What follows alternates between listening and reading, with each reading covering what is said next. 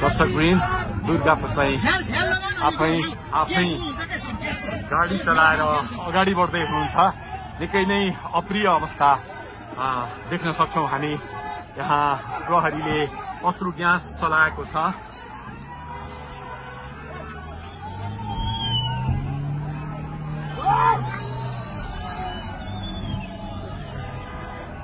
यो तीनकुनेको सडक हो, तीनकुने क्षेत्र हो। उहाँ आफै गाडी चलाउँदै अगाडि बढिराख्नु भएको छ। हामी दुर्गा प्रसादसँगै अगाडि बढिरहेका छौं। यहाँ निकै ठूलो मात्रामा युवाहरूको उपस्थिति देख्न सकिन्छ। ठूलो मात्रामा युवाहरूको उपस्थिति, प्रहरीको बार तोडेर दुर्गा प्रसाई आफै अगाडि बढ्दै हुनुहुन्छ। प्रहरीलाई गाडीले पेलेर दुर्गा प्रसाई अगाडि बढ्दै हुनुहुन्छ। अगाडि बढ्दैछौँ।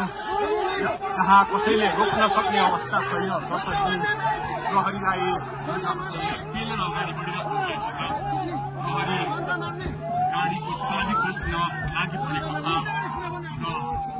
दुर्गा प्रसाईले प्रहरीको एक लेयर तोडिसक्नु भएको छ र अब अगाडि सशस्त्र प्रहरीको टोली रहेको छ।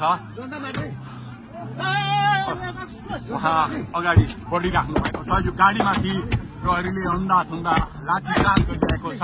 तपाईँ देख्न सक्नुहुन्छ दुर्गा प्रसाईको गाडीलाई प्रहरीले रोकिराखेको अवस्था। उहाँले यो प्रहरीका सम्पूर्ण सुरक्षा घेरा तोडेर दुर्गा प्रसाई अगाडि बढ्नु भएको छ र यति बेला तीनकुनेको यो पुलबाट अगाडि बढिसकेको छ। यो दृश्य अगाडिपट्टि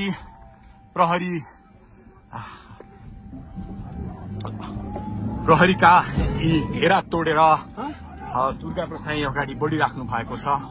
हामी दृश्य देख्न सक्छौं।